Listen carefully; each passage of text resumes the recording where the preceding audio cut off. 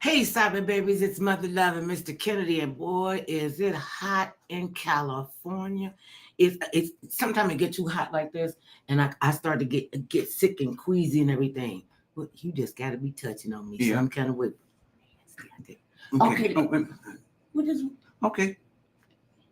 you just find it.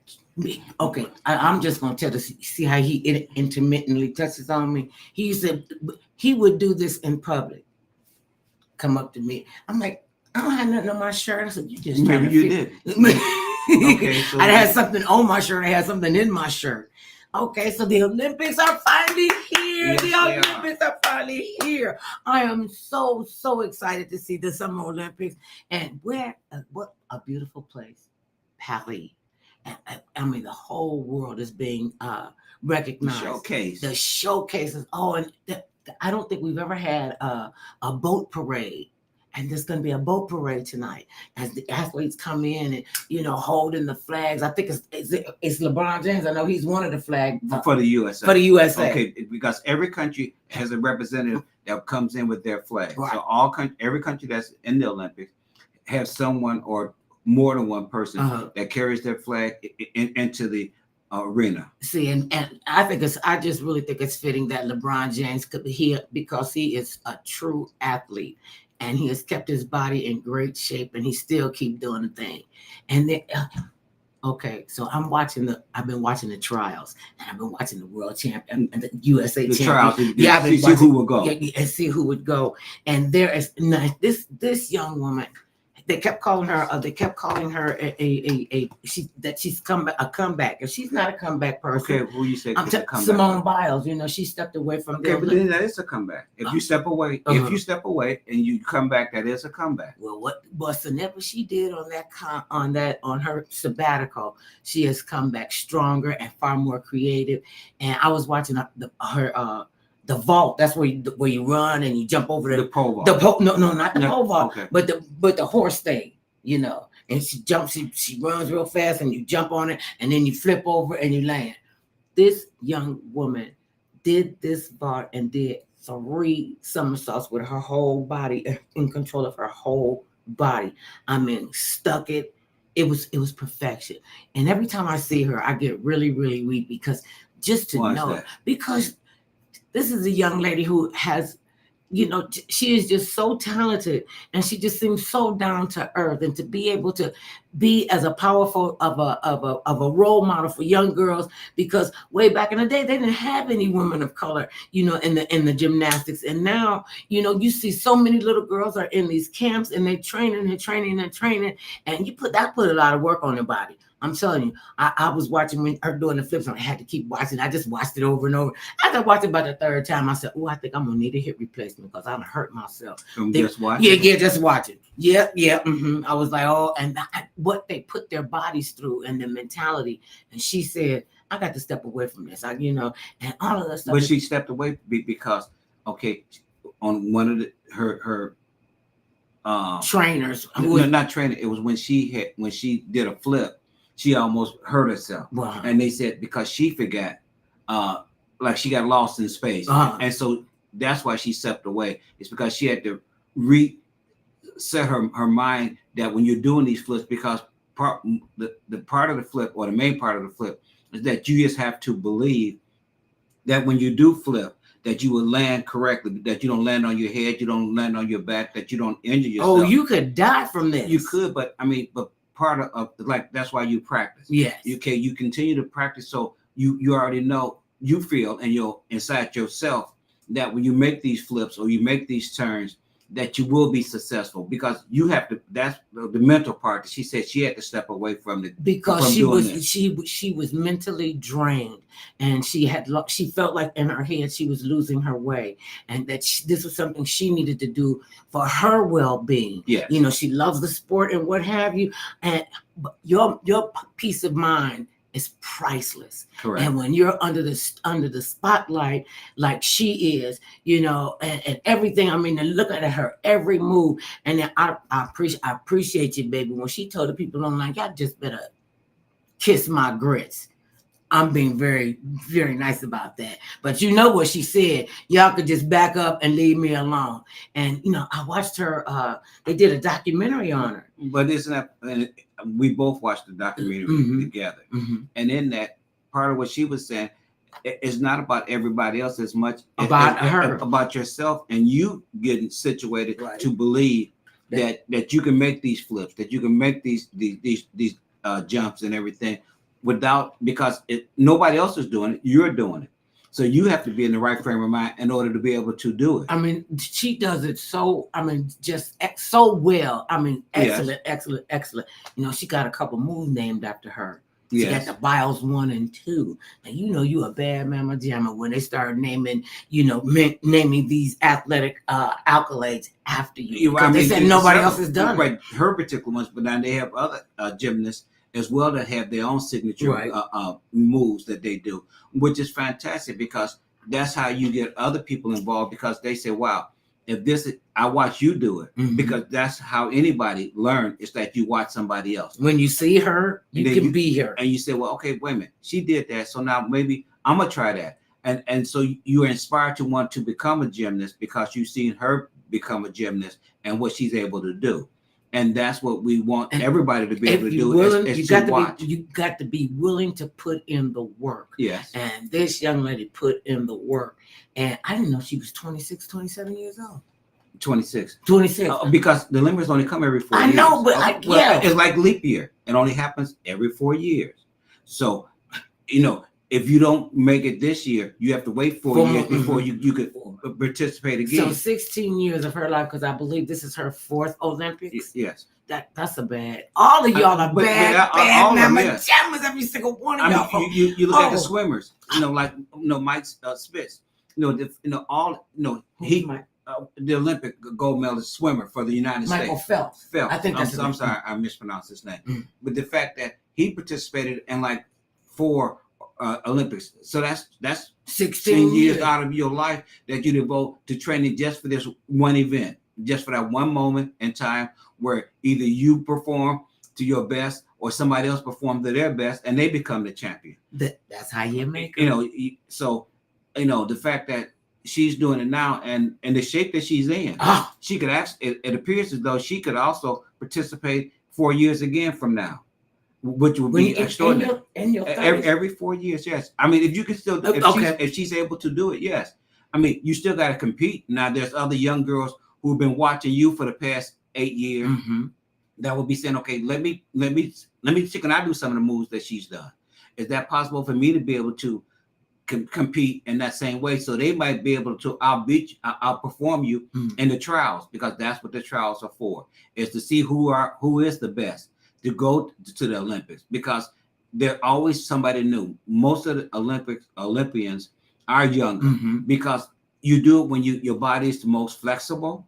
The younger you are, the more flexibility you have. I mean, that's why, and even like in tennis, you have most of the tennis stars start at a young age, and then when they get in their late 20s and early 30s, people are starting to say that they're old now, and that these younger 20-year-olds and 19-year-olds that are coming along will be able to perform them because they're simply younger. They're quicker because they're younger. They're faster. They can move.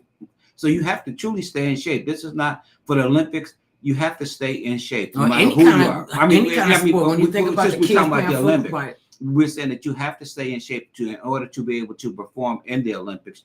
You can't take, if you take time off, you may not make it back again. Right. And she may not. Okay, since they said it's a comeback, she's back. Yes. And I am just really looking forward to the, to the runners, to the, the people that are on the boats, on them rowboats, and and all the events, which is amazing. When I was watching the last Olympics, whenever that was. 4 years ago. Okay. Everything. It just went right over. It just went right over. Based on fours. I was watching I was watching this Olympic sport, and I was like, what kind of stuff is that? And curling.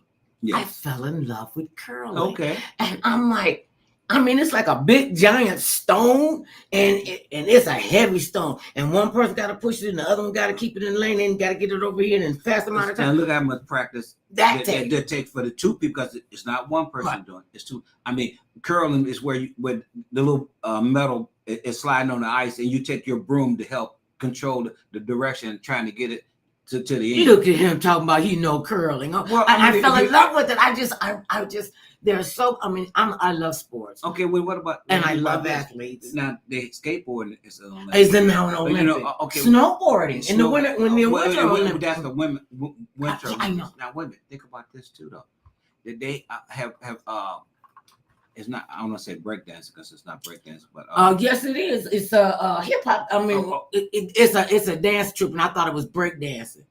But the fact that that's been included, because this is something that millions and millions of young kids are doing around the world, and so now you include that as being okay. We want the best of the best who are doing this now. Mm-hmm. Okay, if you're a hip hop person, can you actually come in there and compete with other people around the world? Because people around the world watch, because other people around the world watch what you're doing and listen to what's being done, and now they want to be able to do it. Speaking of around the world in sports and dance and everything, because we're all connected, humanly and on the planet, we're all on one planet. We all two planets, three planets come from, and to be able to do what they do, and then the heartbreak that you've trained, yes. and you don't make the Olympics. Or you get injured. You get injured. I mean, because you can twist the ankle, and then you break can't a hand, break your wrist, anything. Then you can't compete. But you spent the past 4 years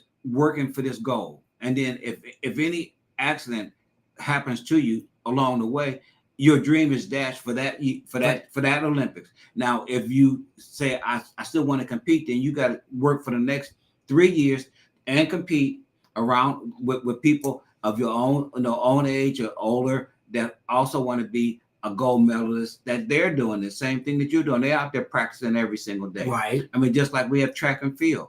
We have 2 stars now for the American team that they're expecting to win the gold, to be considered the male and the female. Do considered the fastest people on the planet. Which is truly an honor that you're saying, okay, out of all the people, you can outrun everybody else. But see, I could probably outrun one of them if a bear was chasing us, because I ain't got to outrun the bear. I just got to outrun them. Well, if you feel that you're in that shape, that you can outrun somebody who's been practicing and been in meets, because you go to different meets around the country, around the world to compete, to say, okay, yeah.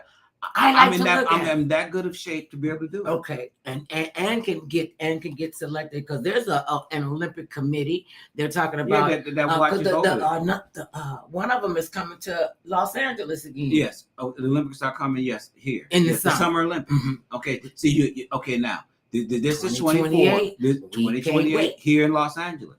So they're building stadiums, and they're building. We should think about renting out rooms in our house. Well, people do that. People do that now. I mean, just like that's where I think bed and breakfast came from. The fact that you have all these things now. Bed and breakfast came in during the Western days with the saloons, and that ain't nothing. Okay, but that was only saloons. I mean, now people do it in their homes. Mm-hmm. That's what I'm saying. I mean, now you can rent out your home. I mean, people do it all the time now. They run out their home when they're not going to be there. So someone that wants that's like the Airbnb. Yeah, it is Airbnb. That is what it is. Airbnb. You rent out your home so somebody else can come and say, instead of being at a hotel, they can still feel like they're at home because they're in a home versus being in a hotel. See, and that's one of my criterions when we travel is where we go. The hotels we go to better be better than where we live. It better be with the beds, with the sheets, and I'm a linen freak, and so I want my stuff on point. That's why I want to. That's why you think about it. I mean, hotels now. When you go to hotels now, they tell you, okay, we no longer change the sheets every day, unless you request it. Right. I mean, if you don't request it, then they're saying, okay, that cuts down on laundry being done. So hopefully that will cut down on the cost of being able to rent a room, because now, if they don't have to do linen all the time, because that costs money to wash the linen, to dry it, and all that, that if they do less of that, then hopefully you get a break in the price. I don't know if that's truly happened or not with the break in the price, but if that was the concept of not changing the sheets as often, would end up saving money, helping to save the planet, because you're not using the water, the detergent, the constantly wash sheets. We get that part. We get that part. Okay, back to the Olympics. Yeah. I'm excited about the opening ceremonies. They're doing a boat parade. They've done work with some of the renowned designers, fashion designers, and and some of the ones who are a lot less known, but they have come up with some beautiful costumes, beautiful. I mean, just the colors that they're using for the different styles, and each one is so uniquely different. Of course I fell in love with the ones from the I think Ralph Lauren did the USA Olympians. He's done them before. I don't know if he did it for this particular particular one. For this year as well. Ralph Lauren, they wearing white with the red, white, blue, all doing, and I mean, it's always red, white, I know, blue, but there's so many different. Okay, can you let me get it out? Do you have to overtalk me every time I say something? Right. Okay, can you just calm down? I'm trying to tell you about. Well, maybe that's why you don't want to talk about it, because it's about fashion, and that's no big deal to you. But I love the fashion, the colors that they use for the Haiti outfits. They had another one. I think they're from China. I think, where one of the designers, they make these floral pins that you can put on your jacket, and the guy and the girl's outfits. They pretty much look the same with the blue with big gold buttons on them, and these beautiful pins are on them. The ones I'm trying to think of the ones, because it was just so much, and you could just see the love that these designers put into these garments, and you could see the excitement on the kids' faces, and they all the models be trying to stand around looking like they're hard. I'm like, why y'all gotta look unhappy being you got a brand new outfit? And so I'm excited about that part. I'm excited about the opening ceremonies. I'm excited about it all. I really am. From today, what's the day? July 26th to August the 9th? Yes. I mean, but you will always look at the medal count. What country wins the most medals? Because that's a sense of pride, that you had enough people from your country to win enough medals for you to be number one. I mean, usually it comes down between the U.S. and China that wins the most gold medals. And from the previous Olympics, for quite a while now, it's been the Chinese or the Americans that have won the most gold medals. Now the Russians win a lot of gold medals too. I don't know if they participating in the Olympics? I think they've been banned from this year because of the war in Ukraine. That was part of the punishment that the world said, okay, we're punishing the Russians and not allowing them to participate in this year Olympics because of that. So we're trying to be morally correct. But you're not supposed to be. I know, but I'm saying you're not supposed to be mixing politics with sports. But we know that it happens. Okay, but you're killing folks over there, and they say, okay, pretend as though the Russians are not killing Ukrainians because they want to take their land, and say, well, we'll still let y'all come and compete, as if to say you don't really care what's happening. So there's a reason why. Has Israel been kicked out because of Netanyahu's war against the Gaza people? No, because he didn't start that war.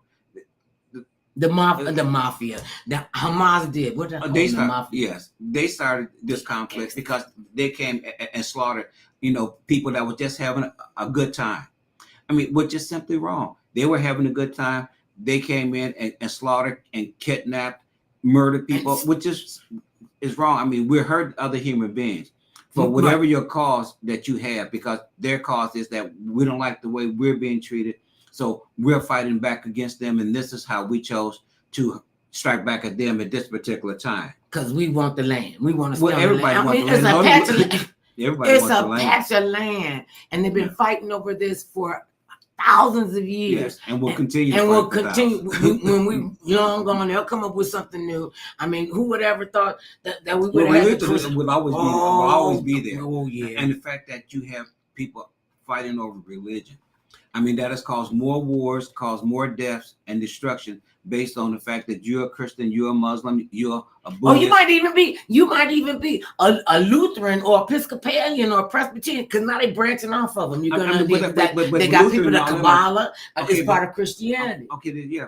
So the fact that the Crusades that started back in the 14th century, when they I was there, I remember. Okay, well, that's fantastic that you were back there during that time and you understand why they were fighting. I didn't understand why they were fighting. Just because I was back there didn't mean I understood stupid back then, and we're doing stupid right now. And if you don't look at your past and see where you made your mistakes, you don't accept the mistakes that you made, you're gonna keep making the same mistake. And what do they say crazy is? Doing the same thing over and over and over again and expecting a different outcome. the outcome will not be pleasant for anybody. It just doesn't. It doesn't make. I mean, it's not like we can. We can say, "Oh, here, Mr. Kennedy, here's the magic stuff I'm putting on you. Gonna live forever. You're gonna live forever." No, listen. None of us are coming out of this alive, and I don't think it's up to us to say who gets to live or die. Unfortunately, it is. I know. A girl can dream. Okay, you said it shouldn't, but that is the case. That we do decide on so many different fronts who dies, right? Based on your religion, based on your sex, based on any number of things that someone else chooses to say that you should be. You don't deserve to live because I feel this way. Pivoting. But also in that same vein, because I want to do what I think is best for you. Yes, I have read and saw it all on the internet, on the crawls. Okay, Elon Musk, the scabillionaire, has disowned his child because his child is transgender. Okay, and she was born male. She transgender to female. Yes. And he's been going out saying that his son is dead because to him. And then not the son physically is dead. No, but the son is dead to him because because he wanted to transgender and he did. And he is. I mean, we don't often agree with our children and what they want to do, and we feel like we're doing the best we can with what we have.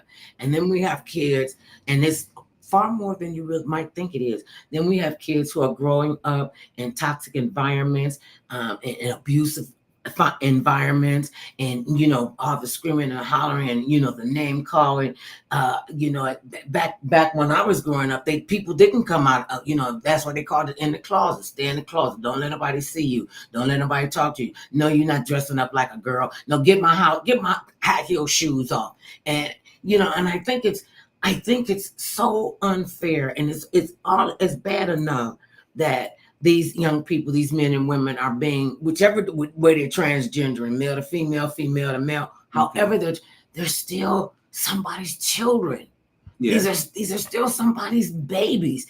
And to say, okay, I might not agree with your lifestyle, that's not going to make me say to my child, to my grandchildren, to anybody's children, that you're not welcome here.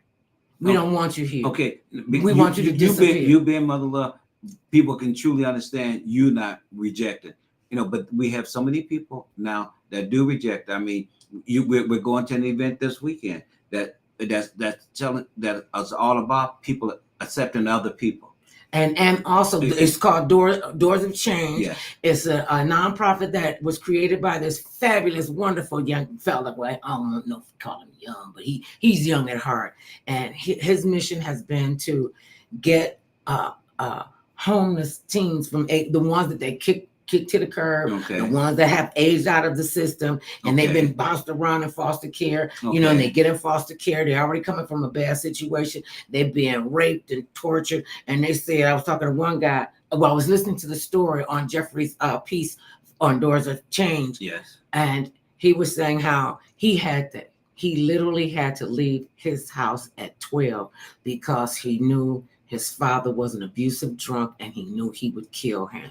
And he told him, well, I don't want you around here anyway. Okay, so now you're already getting this negative toxic energy from the people who are supposed to love you no matter what. Once you're a parent, you're always a parent. And being a mother and a father, having better for worse. For better, well, that you get your kids and how they come. I said for better or for worse. Right. I mean, children don't come with that. You got to love your kids unconditionally. Okay, well, not say for better or for worse. To say that you have people dislike for a million of different reasons, but just pick that particular reason out to say because you don't want to be in the frame mind that I think you should be in. Because with Elon Musk, he said his son was not in the same frame mind that he was in. This is what he said. He said he just said he's dead because he went over to the woke side, and I don't want him to be that woke. So to me, that sounds like, okay, You want to disown your child. This is your flesh and blood. Even if your adopted child, that still become your blood. And you're willing to say, well, I don't want to do that. And I'm going to act like you didn't exist. So you want to change his history and his head from the time he can remember growing up and, going through what he's going through. And you're saying that you're not right if you don't believe what I say. You're not right if you don't act like I want you to act. You are definitely not right when you tell me you don't want to be a woman, and I know you're not a woman. How do you say that to your child? Well, I mean, and I know this, and I know people get kicked out. I mean, we done took in a bunch of people that were kicked out for whatever various reasons. I remember when I was 14 years old. Well, I'd already seen. We didn't know they were gay. We all used to think gay meant happy, and they were happy. And I was doing something, and it was the first time I saw two men kissing each other. And then at another event I saw two women kissing each other, and one of the men and one of the women were married.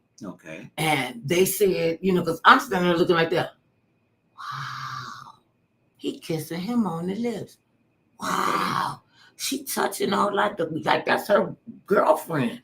And it was like, and they dressed like men and women, they wasn't running around. And that's another thing. But anyway, I didn't understand what it meant. So what I saw for the first time, I never even thought about it in any other way. When you first saw it, okay, your first reaction was, okay, wow. Okay, then the next reaction is, if you got to know why they were like that. Oh, I did. Okay. So did. I asked them, and I actually asked both of them at different times. And the guy said, and I was just a kid. And I thought it was just, it didn't do anything to like defer me or anything, because I wasn't in that frame of mind. And then as I got older, and I'm so glad. I am so glad and so grateful that I had the opportunity to ask them, and they sat down and they were really, really honest with me. And the guy said, I feel I'm more comfortable around a man like this. And the lady said, she was in love with the lady she was kissing on. He never said anything about love, but she said she was in love with the other woman. Okay. And all I thought was, okay, fine. So I'm moving through life and, doing my thing, and I'm, running through the neighborhood, having a good time. I know what y'all saying. Shut up. Don't even say nothing. I know what you're saying. And then one of my friends, we always thought he was a little effeminate, because he liked ruffles and he smelled good and he dressed real nice. Right. And so he didn't want to tell me how to make my face up. I'm 14 and he beat my face. And that's what he said, girl, let me come in and beat your face. And I was like, what that mean? You sit right there, let me beat you. I look like $1 million. And then he made up his face. Okay. And he said, will you go with me to tell my mother that I like boys? And my thought was, how you know your mama don't know you like boys? Okay, now why was that your thought versus, okay, he asked you? Because I think mothers know stuff like that. Mothers just know stuff like that. That's what I'm asking. That's the intuition. Okay. And he was like, I don't want her to tell my father, because he already calling me a sissy all the time, and why you switching around in here, why you walk better in high heel shoes, and I mean just every little thing that he could think of to break him. And we used to walk to school together. That's how come I could hear all this nastiness.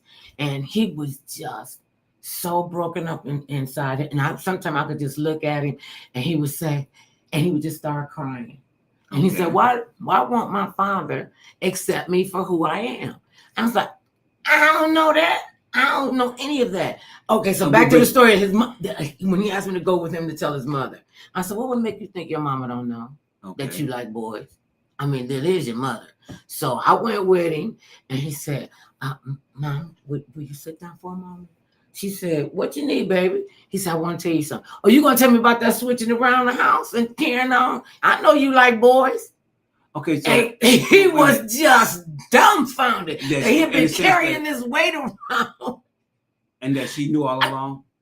And I mean, it was no big deal to her. She was like, okay, I know you like boys. You still my baby, and you got to go in there and take the trash out. Okay, so wait a minute. So then you're saying, as far as his mother was concerned, she accepted him without question. Okay, the father did. I mean, but you also look at the times. I mean, we look at the times that we're in now. Far more people have come out and have said this is how they feel, this is how they They want to be. This is how they want to look. This is how they want to act and live openly and honestly. And that, you know. And it ain't none of your business who somebody else love or how they love. You should be more concerned and grateful that somebody loves your child, that somebody wants to make your child happy. I couldn't even imagine. Listen, I could talk like this because we got a lot of everything in our tribe. And so, and a lot of them, came out, and most of them, 90% of them were accepted. The ones who weren't accepted was like the mean ones. Said mean, they was mean. It was always mean spirited. Always had something nasty to say about somebody. Always walking around pretending that they're not gay, pretending that they don't. They had an attitude with people. Oh yeah, they had. I mean, I don't act like that. And one time I said, when I heard one, I said, you don't act like that, but that don't make you stop liking boys. And they was like, can we please get this out the room? Because she asked too many questions. But how's that women? Because society, women, there have always been gay people on this planet. Women, always. The fact that if you look at almost, I don't know any too many religions that we know of do not persecute or talk down to or maim or disdain people who are in that particular. Or their culture says, we don't have gay people in our community. Well, we don't have gay people in our community. That's not accepting the fact that they're right. Because you're gonna pretend that that's not the case. To say that it does, but the fact that has always been the case, right. And that now and today's society, more and more people are willing to accept the fact that people think differently, act differently than we thought of even when we were kids. Mm-hmm. I mean, the changes that have come about over the years, whether everybody agree with it or not, all of the things that have changed over the years, the fact that people have said, okay, now that, okay, as we accept more people for who they are, versus saying, well, you have to only be this way. You only I'm gonna beat it out of you. I'm gonna send you to a camp where they're gonna reverse the way that you feel about yourself. And how you gonna reverse somebody loving somebody? I mean, gonna tell them that they're not worthy of love. There are people, not that they're not worthy of love. They try to make them think like they ain't worthy of love. The love that they want you to have is for the opposite sex. They don't want you to have love for the same sex. That's the difference. Well, that's kind of stupid if you like people from the same sex. I say it was stupid. I said that's what people were doing. It's a difference between me saying that. I said this is what we've watched evolve over the years. Yeah. Is that people felt that way. I mean, we look at a lot of comedians that used to, part of their routine was to talk about people who they felt was different, or that society felt was different, and it was no big thing for them to do that. Now we have to admit, if we look back in time, that was something that was quite acceptable to people in general. That we didn't depending on your and our religion. I can't say just one religion because I don't know too many of them. I think agnostics and atheists they're human beings. I said they were not. I said the fact that we you just turn your back on your child. You don't bring your children into the world to browbeat them and tell them that they're not worthy of your love and you different and I don't want to be around you and I wish you. I just start hearing all the white noise about it, and it breaks my heart to this day. Ain't nowhere in the world. I mean, but now even the mean people, even the mean gays, and most of the mean ones were men. There was some women because they, now, and that's what I understand. Men will say, I don't want to look at another man having sex with each other, but you can look at two women having sex with each other because it's different. I mean, you not being a man, they say that you don't understand. Maybe you don't particularly understand, but other people do understand because does it make you feel comfortable if you don't think that way or you don't feel that way? Yeah, for most people, it does make them feel uncomfortable. But I just wouldn't do it. I just would not do it. But to say that people did not do that, they did it because I saw it. You look and say there's something different. We look to be more alike than we want to be different. I mean, for as much as people talk about one group versus another, they all still want to have something in common. We look to have more stuff in common than we look to have stuff that's not in common with one another. Well, that would cut down on the friction and the toxicity when we started. And a lot of these people that's mean. Yeah. They were mean because they were terrified if somebody knew about their lifestyle and who they love. Which is possible. Which is quite a lot possible. of it is which possible. I've seen it. I'm not disagreeing. I said it's quite possible that you're upset because somebody, maybe that person was willing to be out front with how they felt, and they were pissed off about that, and the fact that they didn't feel comfortable being out front. And I mean, you have. I mean, you see, there's no one set way to say, okay, some people can feel this way and some people can't feel that way because. For people, it's just stupid. Racism is stupid and sexism is stupid, and not loving people because they don't think like you think. They don't dress like you dress. They want to just do. You got to be like I tell you to be. And what I found out, the mean ones, them was the ones deepest in the closet, and I found that out the hard way. Because I was an adult, know, and I like gay bars. I don't care what y'all say. Okay. They know how to party, and they know how to cook. Do you know how to party better than anybody else? No, I ain't say party better than anybody else. You said they like to party. They like to party. I mean, but everybody likes to party. Well, no, you can have a Debbie Downer. Okay. Well, okay, but now let me just stay on this part. I'm going, and I didn't realize it. So I'm going downtown Cleveland. We going to the bar, and a lot of police people were there and detectives and I didn't know it was a gay bar. I really didn't. I thought they all would look like police officers and FBI agents and whatever they did. And come to find out, this was a gay bar for people in the law enforcement and for attorneys. And I went in and I saw a police officer that I knew very well, and I saw one of my relatives' attorneys. Okay. And they all up in the corner, all hooked up and hugged up on each other. I was like, do we need to get a room? And they turned around and said, oh my God. It would be you they were saying, talking to me, it would be you to find out. I was like what find out what? And they was like, oh no. What? Okay, but you say found out. I would be the one to find out that they were in a gay bar. Okay, now, but wait a minute. What brought you to the bar to start with? I mean, that's not a place that most people. I mean, when we were growing up as kids, that was not a establishment that most of us would frequent at all. You guys were very sheltered, and I was just wild and undisciplined. Okay, but isn't the majority? I would say the majority of us was sheltered back then. Yeah, and the fact that. No, those clubs. I want to know why he can't be my friend. Why she can't be my friend. Okay. They were a bad influence. But then again, but people tell you that all the time, though. I mean, that's not something new to tell somebody that somebody else is a bad influence. I mean, you're told that by your parents all your life when you're growing up. Okay, if they tell you, okay, this person is doing something that I don't particularly like, it don't have to be that they're gay or trans, and that I don't like the fact that they can do. You running around with them wild girls and y'all out there. I know what y'all have out there doing. Now, what did they believe? What did your we were gonna be out there doing something, me and my friend. Yeah. Okay. Now wait a minute. What did they believe that you and your reason why your mother and other mothers of the friends that you knew when they said, okay, what are you out there doing? Because they were worried about you becoming pregnant. They was worried. Okay, right. Am I right? They were worried about you becoming pregnant. They were worried about us finally realizing that they too are human. And that's what I found out. And she would always say, I'm not coming out there finding you somewhere dead in a ditch. I was like, okay, but from what? I'm like, because that's what they was doing. They was out there running wild. What was they? See, the kids in the neighborhood, the other girls in the neighborhood. There was fast girls, and I was one of the fast girls, but I did all my fastness on the other side of town. Okay, so your mother was right when? No, because I didn't hang around people who would leave me in a ditch. They took good care of me.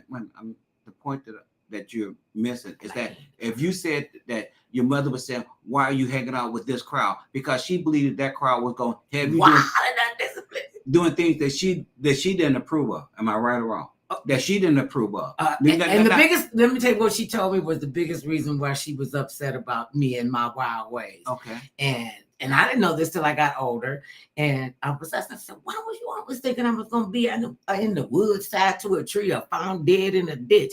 I'm like, those are not my kind of people. I hang around cool people. I like being around well-educated people. I like being around musicians. I love the symphony. And I would, and I have a pretty charismatic personality. Okay. So, but you were different than the average person. Well, yeah. Okay. That's been honest. You were different than the average person. And that's why they wanted to hang out with me. And she kept saying, they're going to be a bad influence on you. And I would always say, I'm the bad influence on them. Okay, but that's not how she saw it. No, right? No. Okay, I mean, when I got older, and we were sitting down telling, and she was telling me about it. She said, "I was on you so tough, baby, because you think too much like me, and I know what I was thinking when I was out there." I said, "What were you thinking?" Okay, and that's when we started to have a much better mother-daughter relationship. The question that I would have is that was she worried that if you were hanging around people back then that we used to call gay, that you would become gay?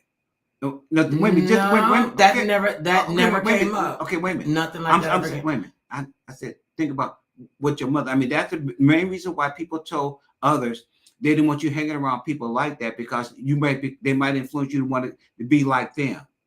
I mean, that is what most of our parents thought at that time. If you hung around, like they say, if you hang around the wrong crowd, birds of a feather flock together. So then if they're doing something that she didn't approve of, if you hung around them, you would end up doing things that, like them, that she wouldn't approve of. Okay, I mean, the biggest difference in that was they were not a bad influence on me. I was a bad influence on them because I was thinking outside the box. I'm like, we don't need to be down here in the projects. Let's go ahead to so-and-so and such and such. And we had this really fancy club, Bells on the Circle. Ooh, okay. That was my joint. That was a whole lot of people's joint. We were walking in the door. We didn't have to buy drinks. We always had a seat. We always had a table. We were always doing all kind of stuff. Okay, let's see who's chiming in with us. Okay, the old school music lady, said they're scared somebody's fantasizing about them and they don't want to be thought of it that way. I get it. I mean, and back in that, and when we were growing up, that is how people thought, though. And they also think that it's intruding on their manhood. Okay, and I mean, there's a lot of different reasons why people then want you to associate with people that they felt was a part of the norm. Well, I mean, well, that is an honest statement, that they thought was not a part of the norm, and that if you associated with them, then you will end up being like them or become one of them. And that's not what they want to be, for a number of reasons. A lot of people didn't want you to hang around them because they said the embarrassment that it would bring to your family. Now, thank God I didn't have people like that in our family. My mother she accepted people for who they were. I learned that, and she treated everyone because with she dignity was a social worker and respect. This is even before she became. I think she was always a social worker in her right. That's, because she always looked after people. I mean, that's did. One thing. And she was a nurse. Okay, so being a nurse, you look after other people. Yeah. Regardless of how they came to you, the fact that you looked after them is because as a nurse, as a caring person, you cared about a person because they were another human being. And she used to always say this to us: you be careful of what you say to people because you never know. You could be entertaining an angel. So you treat people with respect, and you could go look that up. That's in the Bible, because you don't know who you're talking to unaware, and you don't pass judgment on people. And I'm very judgmental. Okay, now if you're judgmental, then how are you judgmental and saying that you're accepting people are at the same time, but being judgmental? Because I don't care what their sexual preference is, because sometimes people do stupid stuff. Okay, is that being stupid or that just them being themselves? You said you're judgmental. Okay. And being judgmental, okay, you're judging them because of what they're doing, how they're doing it, who they're with, who they're not with. It all depends. Well, I mean, so on what the situation is. When you say being judgmental, that's why I'm asking, because that's part of the reason why people were in the closet, because people were judgmental of them. And I'm not judging like that. I'm not. Okay, so I have compartmentalized judgment. Okay, certain things. Like I'm gonna tell you, this is why I'm judgmental, and I'll speak up. Okay. This is one of the things, and every people that know me know this is how I feel. I'm not talking about you behind your back. If I got something to say about you, I'm gonna come to you if it's important enough to me to say something to you. And I'm not saying anything to be judgmental and to be malicious or anything like that. Okay, case in point, we was out here in California. This was a couple years ago, and and I love being a big girl. Let me tell you, I could step in some stilettos like nobody's business. And one of the things that I found out as a big girl, and chicks would always say this, oh, he don't like me because I'm too big. He don't like me because I'm too fat. I said, he don't like you because you're too negative about your own self. So if you're going to be negative about you, what kind of energy you going to be giving to him? They were uncomfortable in their own skin. And I understand a lot of women, and y'all might not want to hear this, fella, a lot of women who have been sexually assaulted and viciously raped have closed off. They closed off, and I remember hearing a big girl say, I gained, and she showed me a picture. She couldn't have worn more than a size 4 dress. And she gained like maybe 150 pounds on this little tiny frame. Okay. And she found out that she was an emotional eater because she said, I'm going to eat and eat because ain't nobody going to ever be able to push me down like that and force themselves inside of me. It's going to be a war. I hope he die in me. She was adamant about this, and she couldn't let it go. And it had a lot to do with her, trying to push that traumatic experience down and push it down and push it down. And the easiest way to push that down is self-medicating, smoking cigarettes, drinking alcohol, having all this promiscuous activity, having that attitude, And the biggest thing was they felt like it was their wall of protection. You will never touch me like that. You will never feel me like that. And it could get ugly. Okay, when you look at today's society, when there are far more people that are overweight now than ever before. Okay, I don't think they're doing it because they've been assaulted. They do it now more because the food is far more readily available for you to eat. I mean, if you have an issue, food becomes your... That's the food becomes your familiar, and that for a lot of people is just like people who be out there on the street on drugs. There was some kind of traumatic experience that they had that caused them to push down their feelings, caused them to wall themselves off from emotions, and walling themselves off, they wall other people out. They do that to other people, and they never get to the, I shouldn't say never, because there's always hope. If you get today, it's always hope for you today to at least to start working on yourself and to realize you are important. We do see you, we hear you, and when I hug you, I smell you, I know where you are. I got that thing. I don't know what it is, but I got that thing. And to understand, you're not here by happen chance. You are not here by mistake. And if it were easy, everybody would do it. Life never said it was going to be easy. They never said it was going to be fair. And the day I found out who they were, if they're your parents, your grandparents, your siblings, your relatives that you picked, the relative people that pick you to be in their family. And you got to know what you were. You got to know what you were. And I can tell you this with all confidence. I am priceless. Okay. And I want people to understand that they too are priceless. And even a lot of the men that become rapists, people don't understand because they don't want to admit it, that they too were raped. And when people start coming out and letting other people know, yeah, this happened to me, and I want to be able to, I want to tell you my story. Nobody could tell my story better than me. And so and it is such, I'm telling you, there's such a burden off your back when you get that sugar honey iced tea off your back and out of your system. Don't keep giving these people free real estate, free rent up in your brain. No, you take that and you use that for you. Yeah, some people gonna say, you're being very selfish.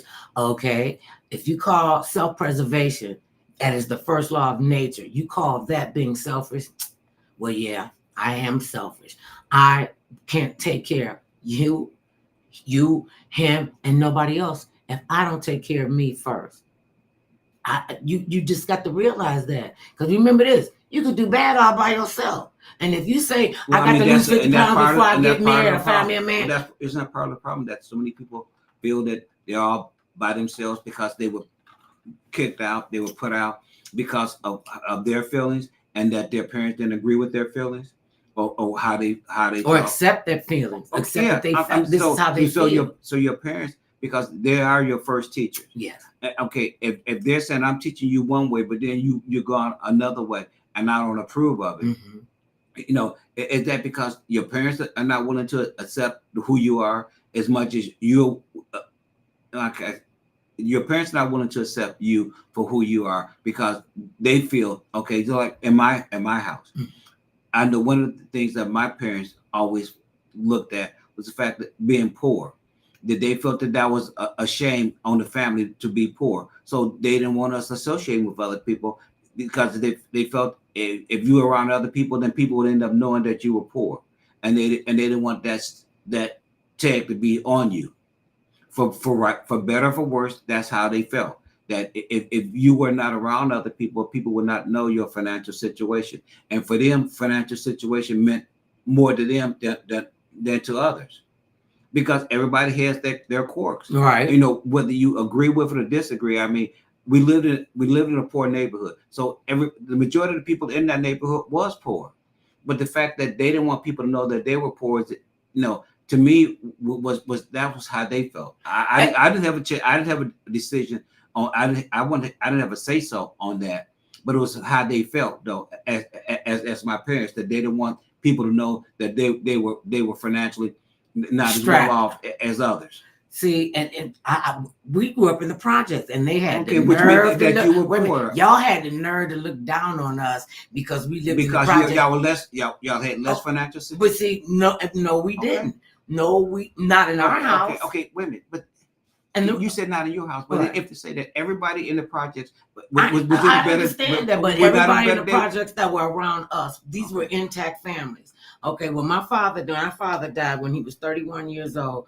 The community, our family community, and the people around us, they rallied around us. My mother made sure that we had everything we needed, and if you want something now other than what you need, then you're gonna have to start working for that. I started working at 14 years old, and I found out that I had champagne taste and champagne and caviar taste on a pigskin salad. Okay, but she was like, "You're gonna have to start doing all that. I ain't doing. I got 5 or 6 other people to take care of." I'm like, "You got 6 kids?" She said, "I have to take care of me too." And she loved to dress. She dressed very nicely. She was always well put together. And I didn't realize that we were poor until my 16th birthday, when I just knew. Okay, and my birthday's right after Christmas. Wait a minute. No, let me say, I just knew. Since I was working, and I wanted to get a car, she would come up with half, and I would have half. She said, "Well, what you gonna do with half a car?" I said, "Won't you give me the other half of the money?" She said, "Oh, that's not gonna." Okay, but then wait a minute. So she was admitting that y'all work poor. That's all I'm saying, is that there's different reasons why people treat people differently, and the fact that we both were. We didn't. What it was. We might have been poor according to other people's other people's definition. We didn't lack anything. Everybody came to our house because we had the coolest toys. We had the first floor model color TV, and like our whole section over there. We had 2 sets of encyclopedias, so it wasn't about. Okay, but your family was blessed then. Maybe compared to the other people in your neighborhood, you said that if everybody in your neighborhood had a color TV, everybody in your neighborhood. After they came over our house, they went and got color TVs. My mother was a trendsetter. What can I say? All right. So then, there was no reason to be in the projects. Then, if everybody was financially, situated, you would not be women. You would not have been living in the projects. Well, I have a story about that too as well. All right. Okay. My mother, God rest her soul, she was a hustler. She worked on a day job. She had a nighttime job. And I don't know what she did on the weekends, because I went to school on Saturdays on the weekends. And we had a housekeeper. We had the lady that came over and iron our clothes. When the laundryman came and picked up our. You were the exception in your community. It wasn't an exception. This is how people live. How many other people in your community? In our community, they own the corner store. They own the dry cleaners. They own the funeral home. Not every single person. I'm saying in my area, I just knew that black people. It was never brought up. My mother had white friends, black friends, Jewish friends. Okay, she was the Rainbow Coalition before the Rainbow Coalition was the Rainbow Coalition. So then the point that all I'm making is that then you're saying your family was not poor. And other people in your community was poor, but y'all were not poor. No. We were there because in our place where we lived, it was for bigger families. It was bigger families. There had to be at least 5 members, because we lived in a 4-bedroom, living room, kitchen, apartment project, and we were poor, we didn't act poor. She said it's Okay, all that's about the difference. it's all That's the about your difference. mentality. Okay, but wait a She minute, that said is you the walk difference, out though, the right? door Y'all like you work for it, gotta though. you go walk out that door, you have your outfit together, you have your attitude together. You walk out that door like you got $1 million in your pocket. If it's not in your pocket, you act like you got $1 million in the bank. And how we gonna find out about that? We needed to be around millionaires. And that's how we got involved. Well, she loves sports anyway. And like I said, she knew the Rainbow Coalition and she knew very prominent people. And we got exposed to that. I was exposed to the symphony. Remember when we would go on field trips? They bus come and get you, take you up to Severance Hall. I'm sorry, I mean to put my hand up like that. And we would go to the symphony. I remember going to the symphony and met these older ladies with their blue hair. Yeah, y'all ain't the first one that came up with blue hair. They had blue hair and they had tickets to the they had like different ensembles of the orchestra. Like they had the string quartet thing that they did a percussion session, and they introduced me to that. And so I wish you that. I'm grateful that you were able to be around people like that influence you, but that is not the case for the majority of people who live in the projects. That was not the case for the majority of people who live in the ghetto. Because wait a minute, we didn't live in the projects, but we still lived in the ghetto, and we were poor. I'm not trying to pretend like, oh, we lived in the ghetto, but we weren't poor. Because wait a minute, because I know that if my family had the financial means, we would not have lived there. Mm-hmm. Okay, we lived there because we didn't have a choice at the time. Okay, and also because of segregation. So there was more than one reason, but the main reason why we lived there because financially we did not have the money to be able to do all the things that other people were able to do. Okay, we did not move out of the projects because. Okay, that's what had happened. I'm thinking I'm like in the 11th grade. Okay. You know, we all grew up with our friends and everything.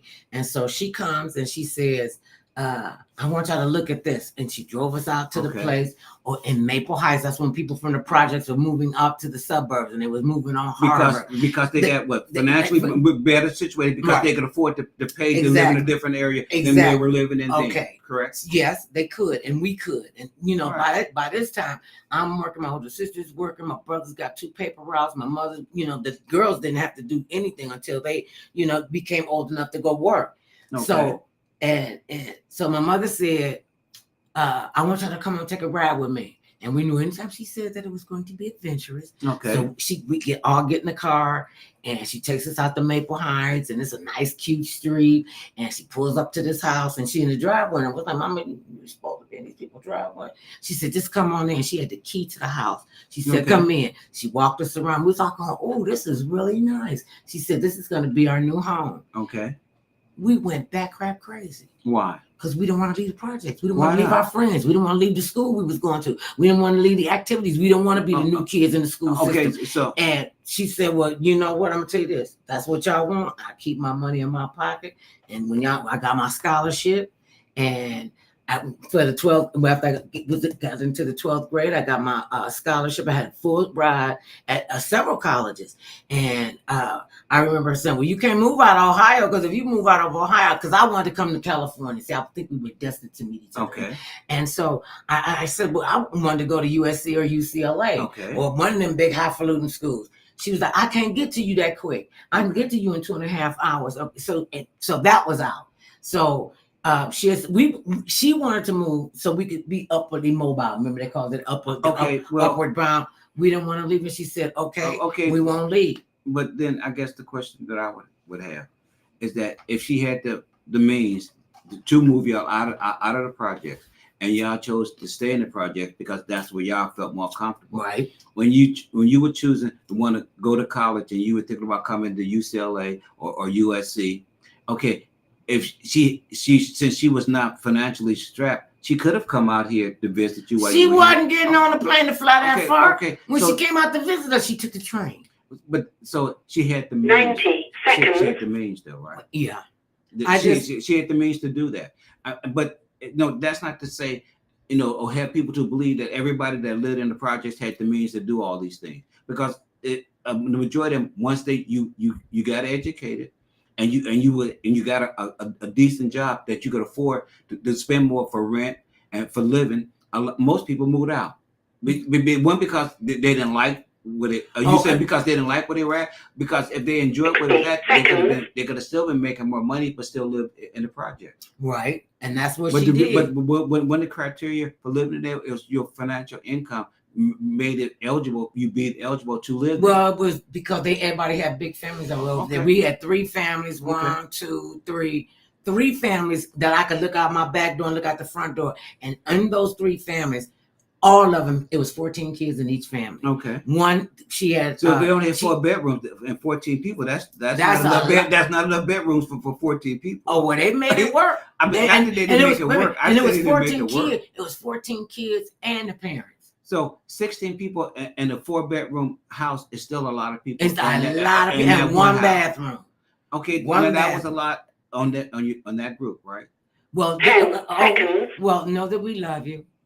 We always have spirited conversations. Yes, we do. Remember to love each other. Remember to love yourself. And remember this, no matter how big or tall, short or small, thick or thin, it matters not what skin you're in.